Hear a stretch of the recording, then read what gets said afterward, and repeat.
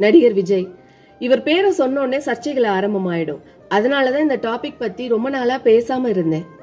ஆனா போன மாசம் நான் விஜயகாந்த் சார் பத்தி ஒரு வீடியோ போட்டிருந்தேன், ஐ ப்ரே ஃபார் விஜயகாந்த் சொல்லிட்டு. அதை பார்த்துட்டு சில பேர் கமெண்ட்ஸ்ல கேட்டிருந்தாங்க, இதெல்லாம் நீங்க அவரை எல்லாரும் கிண்டல் பண்ணும் போதே சொல்லியிருக்கலாம்ல அப்படின்னு சொல்லிட்டு. அப்ப என்கிட்ட சேனல் இல்ல. இப்போ நான் இந்த வீடியோ விஜய் பத்தி போடலைன்னா இதே கேள்வி திரும்பவும் எப்பவாவது என்கிட்ட வரும். மற்ற கட்சிக்காரங்க வேற நடிகரோட ஃபேன்ஸ் என்னை திட்டணும்னா வீடியோவை முழுசா பார்த்துட்டு அதுக்கப்புறம் திட்டுங்க. நடிகர் விஜய் எவ்வளவோ நடிகர்கள் இருக்கும் பொழுது எந்த அளவுக்கு இவருக்கு ஃபேன்ஸ் இருக்காங்களோ அதே அளவுக்கு ஹேட்டர்ஸும் இருக்காங்க. இந்த ஹேட்டர்ஸ் எல்லாம் உண்மையாலே விஜயால நேரடியா பாதிக்கப்பட்டவங்களா இல்ல இவர் மேல உள்ள பொறாமைனால உருவாக்கப்பட்ட ஹேட்டர்ஸான்னு தெரியலங்க. எனக்கு ஒரு விஷயம் மட்டும் புரியலங்க. ஒவ்வொரு முறை வெள்ளம், புயல், பேரிடர்னு ஏதாவது இயற்கை சீற்றம் வரும்போதெல்லாம் இந்த நடிகர் எவ்வளவு கொடுத்தாரு, அவரே அவ்வளவு கொடுத்திருக்காரு, இவர் மட்டும் ஏன் எதுவுமே செய்யலன்னு மறைமுகமா கட்டாயப்படுத்தி நிவாரண நிதி கொடுக்க வைக்கிறாங்க. கேட்டா மக்கள் பணத்துல தானே வாழ்றாங்க, செஞ்சா என்ன குறைஞ்சா போயிடுவாங்கன்னு நியாயம் வேற. சரி, நம்மள எத்தனை பேர் இதே கேள்விய பெரிய பெரிய தொழிலதிபர்கள், mall, super market owners, MP, MLA கிட்ட எல்லாம் கேக்குறோம்? உதவிங்கிறது அவங்களா செய்யணும், கட்டாயப்படுத்தி செய்ய வைக்க கூடாது. இதோ இப்ப தென் மாவட்டங்கள்ல வெள்ளத்தால பாதிக்கப்பட்ட பல பேருக்கும் நேர்ல போய் உதவி செஞ்சிருக்காரு நடிகர் விஜய். மின்சாரம் தாக்கி உயிரிழந்த ஒரு குடும்பத்துக்கும் வீடுகளை இழந்தவங்களுக்கும் நிதி உதவியும் மற்றவங்களுக்கு நிவாரண பொருட்களையும் உதவியா கொடுத்திருக்காரு. பொதுமக்களுக்கு உதவி செய்யறதுல நிறைய பிராக்டிக்கல் டிஃபிகல்ட்டி இருக்குங்க. நான் ஒரு தனியார் கல்லூரியில வேலை பார்த்துட்டு இருந்தப்போ சுனாமி வந்த சமயம் எங்க பிரின்சிபல் ஒரு 100 பேருக்கு நிவாரண பொருட்கள் கொடுக்கணும்னு ஆசைப்பட்டாங்க. அதுக்கு நான் தான் இன்சார்ஜ். ஸோ நாங்கள் எல்லாரும் சேர்ந்து ஒரு கிராமத்தை செலக்ட் பண்ணினோம். அந்த கிராமத்தோட தலைவி கிட்ட போய் ஒரு 100 குடும்பங்களை செலக்ட் பண்ணி தர சொல்லி கேட்டிருந்தோம். அவங்களும் தனக்கு பிரச்சனை வந்துடக்கூடாதுங்கிறதுக்காக எல்லா ஜாதிக்காரங்கள்ல இருந்தும் செலக்ட் பண்ணி எங்களுக்கு ஒரு 100 குடும்பங்களோட லிஸ்ட்டை கொடுத்துட்டாங்க. ஏன்னா எங்களுக்கு ஊரை பத்தி தெரியாது இல்லையா, அதனால நாங்கள் அவங்களோட ஹெல்ப் கேட்டிருந்தோம். ஃபங்க்ஷன் அன்னைக்கு எனக்கு கொடுக்கல உனக்கு கொடுக்கலன்னு பெரிய பஞ்சாயத்து ஆயிடுச்சு. அந்த ஊர் தலைவிக்கு தான் ரொம்ப பிரச்சனை ஆயிடுச்சு.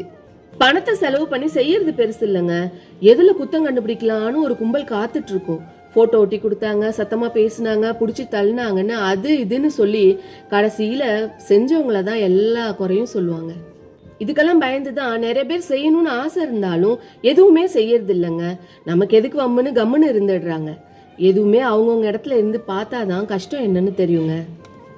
எதை செஞ்சாலும் பப்ளிசிட்டிக்காக செய்யறாங்க, கூத்தாடின்னு கேவலமா பேச வேண்டியது. சினிமா அதுவும் ஒரு தொழில் தாங்க, அதை கேவலமா சொல்ல வேண்டியது இல்லையே. உண்மையா சொல்லணும்னா அமேசான், ஸ்விக்கின்னு இப்ப நம்ம இளைஞர்கள் பாதி பேர் படிச்சுட்டு இந்த வேலைக்கு தான் போயிட்டு இருக்காங்க. அதுக்கு அடுத்தது சினிமாவும் அது சம்பந்தப்பட்ட துறைகளும் சோசியல் மீடியாவும் தான் அவங்களுக்கு வேலை கொடுத்துட்டு இருக்கு. அதையும் கேவலமா பேசணும்? சின்ன சின்ன பசங்கள்லாம் சினிமா ஃபேன்ஸ்னு சொல்லிக்கிட்டு தேவையில்லாம செலவு பண்றது, டைம் வேஸ்ட் பண்றதெல்லாம் எனக்கும் உடன்பாடு இல்லதான். சினிமா கூத்தாடின்னு கேவலமா பேசுற அரசியல்வாதிகள் வேலை வாய்ப்பை ஏற்படுத்தி கொடுங்க, எங்க பசங்க பாட்டுக்கு வேலைக்கு போறாங்க, இவங்களும் செய்ய மாட்டாங்க, செய்யறவங்களையும் குறை சொல்லுவாங்க. அதனால பாதிக்கப்படுறது மக்களாகிய நாம தாங்க. அதை புரிஞ்சுக்காம நாமே கட்சி தலைவன் ரசிகன்னு சொல்லிக்கிட்டு நம்ம கண்ணை நாமே குத்திக்கிறது எவ்வளவு பெரிய முட்டாள்தனம், யோசிச்சு பாருங்க. விஜயோட ஹேட்டர்ஸ், நீங்களோ உங்களை சுத்தி இருக்கிறவங்களோ யாராவது அந்த மனிதரால நேரடியா பாதிக்கப்பட்டா உங்க வெறுப்பை காட்டுங்க. அதுக்கு பதிலா எங்க இவன் வந்துருவானோன்னு பயந்து மொளையிலே வெட்ட நினைக்கிறவங்களுக்கு நீங்க ஆயுதமாயிடாதீங்க.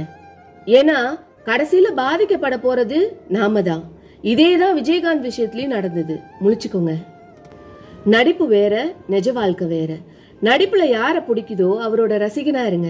நிஜ வாழ்க்கையில யார் மக்களுக்கு நல்லது செய்யறாங்களோ அவரோட தொண்டனா இருங்க. அவர் எந்த கட்சி, எந்த தொழில், நடிகரா இருந்தாலும் சரி, அதெல்லாம் பார்க்காதீங்க, சப்போர்ட் பண்ணுங்க. நடிகர் விஜய் அவர் எலெக்ஷன்ல நிப்பாரா மாட்டாரா, வாய்ப்பு கொடுத்தா மக்களுக்கு நல்லது செய்வாரா இல்லையா, அதெல்லாம் நமக்கு தெரியாது, அதெல்லாம் அப்ப பாத்துக்கலாம். இப்போ அவர் செய்யறது உண்மையிலேயே பாராட்டத்தக்கது. அதை மனசார ஒத்துக்குவோம், பாராட்டுவோம். அப்பதான் இன்னும் நிறைய பேர் நமக்கு நல்லது செய்ய முன் வருவாங்க. சிந்தியுங்கள்.